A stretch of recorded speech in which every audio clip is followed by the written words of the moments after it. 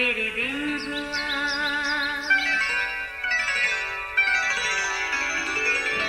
नया फिर दिन हुआ, पुरानी रात का करे सो शुक्र हम खुदा की जात का, खुदा की जात का, नया फिर दिन हुआ।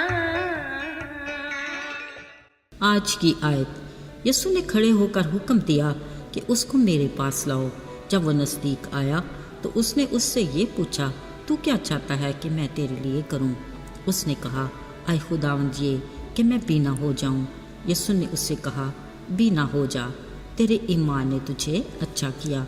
लूका 18 बाब 40, 41 और 42वीं आयत। अजीज़ों, बस पर सवार होते ही अक्सर आपने ये दर्दनाक आवाज़ ज़रूर सुनी होगी, अखियाँ वालों, अखियाँ बड़ी नेमत हैं। पीछे मुड़कर देखें तो एक आदमी आंखें बंद किए, एक हाथ में कशकोल पकड़े और दूसरे हाथ से एक बच्चे को थामे बस में हर सवारी को आंखों की नेमत पर शुक्र करने की याद दहानी कराता है। बेशक बिनाई खुदा की दी हुई बड़ी नेमत है, जिससे हम खूबसूरत कायनात और उसकी कुदरत के करिश्मे देखने के लायक होते हैं। ऐसे ही बिनाई से महरूम लोग राह के किनारे, मार्केट में और जहाँ लोगों का ज़्यादा आना जाना हो बैठे भीख मांगते देखे जाते हैं। खैर, भीख मांगना उनकी मजबूरी है और ये मांगने के हकदार भी होते हैं। इनकी मदद करना हमारा फ़र्ज़ भी है। हाँ, ये खोज लगाना हमारा काम नहीं कि वाकई कौन अंधा है या यूं ही मांगना एक पेशा बना रखा है। बस हमें अपना काम करना है, बाकी का काम वो जाने। अजीज़ों, कलाम मुक़द्दस में यीशु ने अपनी ज़मीनी ज़िंदगी के दौरान बेशुमार अंधों को आंखों की रोशनी फिर से लौटाई। इनमें कई जन्म के अंधे भी थे।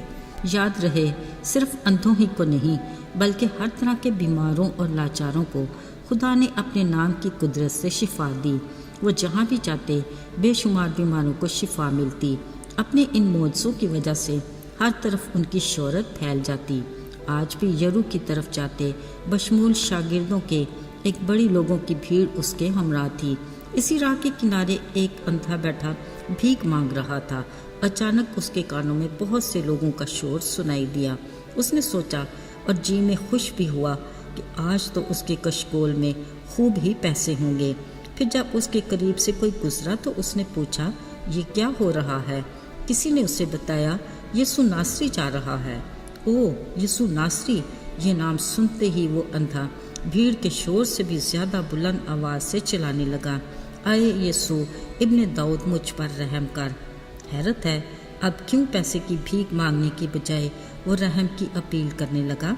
यकीनन यीशु नासरी का नाम उसका जाना पहचाना था और उसे इस बात का भी बखूबी इल्म था कि ये यीशु नासरी बीमारों को शिफा देते और मौजज़ात करते हैं। अब उसे किसी और तरह की उम्मीद दिखाई दी। लगता है फिर वो इस बुरी तरह चीखा कि किसी ने उसे डांटा भी कि चुप रह, मगर वो पहले से भी ज़्यादा आवाज़ से चिल्लाने लगा कि आए इब्ने दाऊद, मुझ पर रहम कर। असल में वो अपने हाथ में आए मौका को किसी सूरत में भी गंवाना नहीं चाहता था। दूसरी तरफ यीशु भी उस अंधे के वहाँ मौजूदगी से बेखबर नहीं था। वो तो ऐसा खुदा है कि उसके कान अपने पुकारने वालों की फरियाद पर लगे रहते हैं। यीशु ने खड़े होकर हुक्म दिया और उसको मेरे पास लाओ। अजीज़ों, इस मंजर को ज़रा अपनी निगाह के सामने लाते हैं। वो अंधा भिखारी यकीनन खुशी से उछलकर खड़ा हो गया होगा और जल्दी से किसी का हाथ थामकर यीशु के पास पहुंच गया। उसके गुमान में भी नहीं था कि यीशु उससे कोई सवाल करेंगे। जाहिरी बात है, अंधे को क्या चाहिए? 2 आंखें ना। मगर फिर भी यीशु ने उससे पूछा, तू क्या चाहता है कि मैं तेरे लिए करूं? असल में अंधे से इस सवाल के पूछने की 2 वजूहात थीं। नंबर 1, वो चाहते थे कि वो अपनी ज़रूरत खुद उनसे मांगे। दूसरा ये कि वो उसके ईमान का भी अंदाज़ा लगाना चाहते थे। उस अंधे ने भी बड़े यकीन और भरोसे के साथ कहा, आए खुदावंद, ये कि मैं बीना हो जाऊं। यीशु ने फ़ौरन कहा, बीना हो जा, तेरे ईमान ने तुझे अच्छा कर दिया। अजीज़ो, कलाम में लिखा है, वो उसी दम बीना हो गया और अपनी शिफा देने वाले यीशु नासरी की तमजीद करने लगा।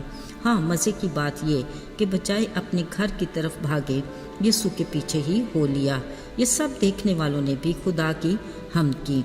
अजीज़ो, اس حمد کرنے والے لوگوں کے بارے میں ایک سوچ آتی ہے کہ ان لوگوں کو اس اندھے بکاری کو خود سے یسوع کے پاس لا کر اسے شفا دلانے کی سوچ کیوں نہ آئی؟ کیوں اس اندھے کو خود ہی چلا کر یسوع کے پاس جا کر اپنی شفا خود لینا پڑی؟ عزیزو، اس میں خدا کی حکمت پوشیدہ ہے۔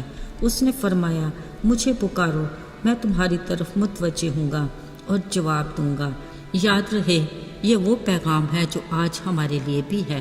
دیکھا جائے اکثر ہم اپنی روزمرہ زندگی میں کئی مشکلات سے دوچار ہوتے ہیں، بہت سے مسائل بھی ہیں۔ پھر بطور مسیحی ہم ان مشکلات اور مسائل کا حل بھی جانتے ہیں کہ اس نے کہا، اگر تم مجھے پکارو گے اور میری طرف رجوع لا کر اپنے گناہوں کا اقرار کر کے اپنی بری روش سے باز آؤ گے تو میں آسمان پر سے سن کر تمہیں بحال کروں گا۔ بلا شبہ اس عادل منصف خدا کے اٹل وعدے ہماری زندگی میں پورے تو ہوتے ہیں، مگر ہم ان مشکلات سے آزاد ہو کر خدا کی پیروی کرنے کی بجائے پھر اپنی پرانی زندگی میں لوٹ جاتے ہیں اور اپنی روزمرہ زندگی میں اس قدر مصروف ہو جاتے ہیں کہ ہمیں اس کی تمجید کرنے کا موقع بھی نہیں ملتا۔ بطور مسیحی اپنے محسن کے ساتھ ہمارا یہ سلوک اور رویہ ناقابل قبول ہے۔ افسوس، ہم خود کو اس کی برکات کا حقدار تو سمجھتے ہیں، مگر یہ نہیں جانتے کہ اس کی برکات کو کس طرح حاصل کریں۔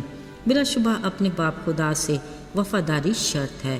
اس کی رفاقت اور شراکت میں مضبوطی سے جڑے رہنا روحانی بحالی اور بیداری کے لیے ضروری ہے۔